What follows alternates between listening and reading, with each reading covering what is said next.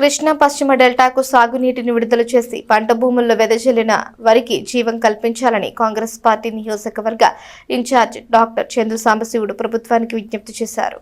స్థానిక మారిసుపేటలోని కాంగ్రెస్ పార్టీ కార్యాలయంలో బుధవారం విలేకరుల సమావేశం నిర్వహించారు. కాంగ్రెస్ పార్టీ నియోజకవర్గ ఇన్ఛార్జ్ డాక్టర్ చందు సాంబశివుడు మాట్లాడుతూ సూపర్ ఎల్నినో కారణంగా వర్షాకాలంలోనూ వర్షాలు కురవడం లేదన్నారు.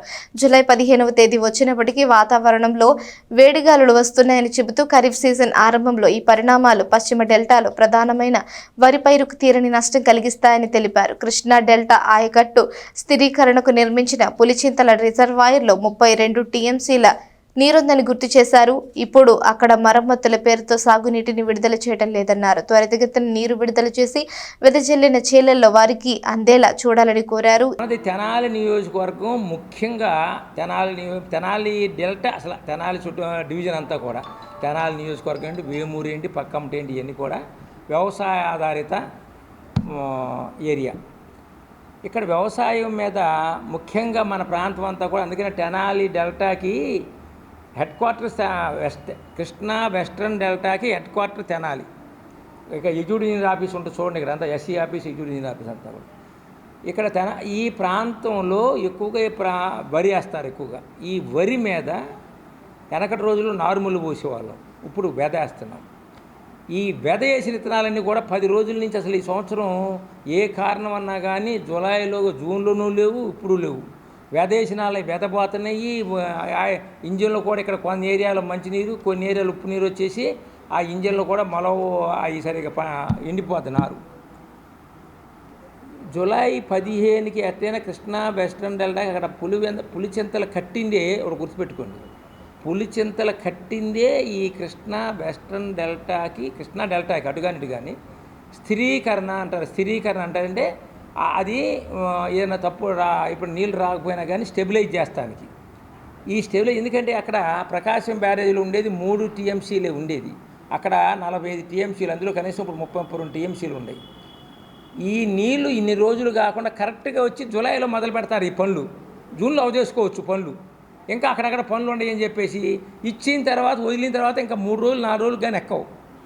ముందే ఇవ్వాల్సింది నీళ్ళు. ఇప్పుడైనా ఇచ్చిన తర్వాత ఫాస్ట్గా ఇచ్చేసి తొందరగా చాలకి నీళ్ళు ఎక్కేటట్టుగా చూస్తే కానీ వేసిన గింజలన్నీ కూడా ఎండిపోకుండా ఉంటాయి.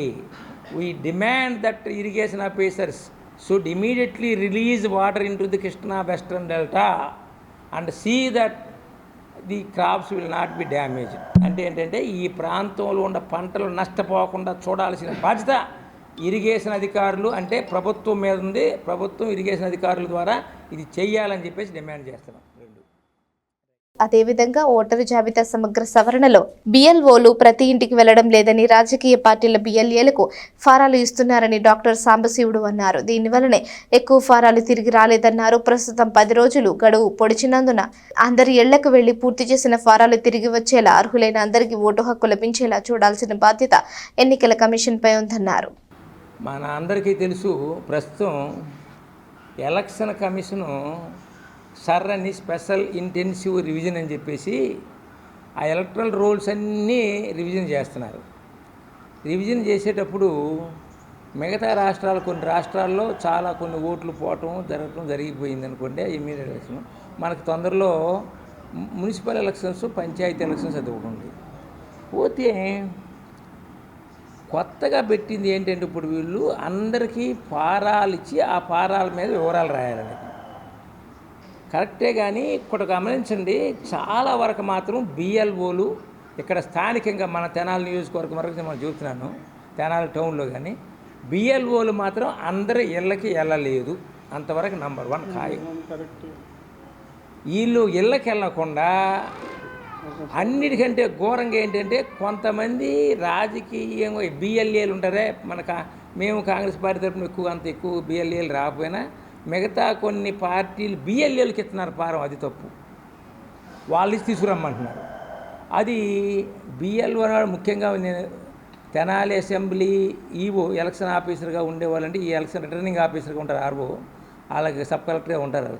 వాళ్ళకి చెప్పి వినిపించేది, రిక్వెస్ట్ చేసేది, మీరు చూడండి, అబ్జర్వ్గా కంట్రోల్ చేయండి. అందరూ కనీసం ఇప్పుడు 10 రోజులు పెంచారు. మాడదాకా చూద్దామని ఊరుకున్నాం మేము. 10 రోజుల్లో అయినా బిఎల్ఓలు తప్పనిసరిగా అందరి ఇళ్ళకి వెళ్ళేటట్టు చూడండి. అక్కడే వాళ్ళు అది ఆదివారాలు వెళ్ళాలి వీళ్ళు. కొంతమంది ఎంప్లాయీస్ ఉంటారు, కొంతమంది బయటకు ఊరికి వెళ్ళే వాళ్ళు ఉంటారు. మీరు ఆ ఇంటికాడ పడేసి వెళ్ళిపోతే కూడా తీసుకోవటం కూడా వాళ్ళు వచ్చి మరలా మీ బిఎల్ఓలు ఎక్కడో అడ్రస్లు తెలవదు, వాళ్ళు ఎక్కడ ఉంటారో తెలవదు, మరలా తిరిగి ఇవ్వడం అనేది కొంచెం కష్టమవుతుంది. మీరే బిఎల్ఓలు ఇంటికి వెళ్ళటం, దగ్గరుండి ఫారం రాపించడం, ఒకవేళ లేకపోతే 2వ రోజు 3వ రోజు వెళ్ళి ఫారాలు తీసుకుని మొత్తం ఎవరైతే అర్హులు ఉంటారో అర్హులు ఉండాల ఓట్లు పోనీయకుండా చూడాల్సిన బాధ్యత ఎలక్షన్ కమిషన్ మీద ఉంది. ఇక్కడ ఎలక్షన్ కమిషన్ అంటే returning officer, sub collector, tahsildar plus అక్కడ ఈ బిఎల్ఓలు అందరి మీద వాళ్ళే ఎలక్షన్ కమిషన్ కూడా కాంగ్రెస్ పార్టీ అధ్యక్షుడిగా నా నమస్కారాలు తెలియజేస్తున్నాను. ఇటీవల మరి ఓటింగ్ లెక్కల ప్రక్రియ గురించి బిఎల్ఓలను పెట్టడం జరిగింది. బిఎల్ఓలు ఈ ఎండకి తిరగలేక ఒక్కో చోట కూర్చుని అందరి రాస్తున్నారు. అది మళ్ళీ గత చరిత్ర అయిపోతూ ఉంది. మనం ఒక ఫోటో ఇంటికాడికి వెళ్ళి ఒక లెటర్ వసూలు చేసుకుంటున్నామంటే ఆ ఇచ్చిన ఆయన ఫేసు ఒక ఫోటో చూసుకుని మనం బిఎల్ఓ తీసుకోవాలి. ఎవరో తీసుకొచ్చి 10 కాగితాలు తీసుకున్నారంటే దాంట్లో ఫ్రాడ్ ఉన్నాయో మంచి ఉన్నాయో ఏం తెలుస్తాయి? అట్లా జరగట్లేదు. కాబట్టి మేము అధికారులకి ఆర్డీఓ గారికి కానీ ఎంఆర్ఓ గారికి కానీ తెలియజేయడం ఏంటి అనగా బిఎల్ఓ ప్రతి డోర్ టు తిరగాలి. ఇచ్చిన కాగితానికి ఫోటోలకి వాళ్ళ ఫేసింగ్కి మ్యాచింగ్ అండర్స్టాండింగ్ చూసుకోవాలి. లేకపోతే గతంలో జరిగినట్టుగానే ఫ్రాడ్లు జరుగుతాయని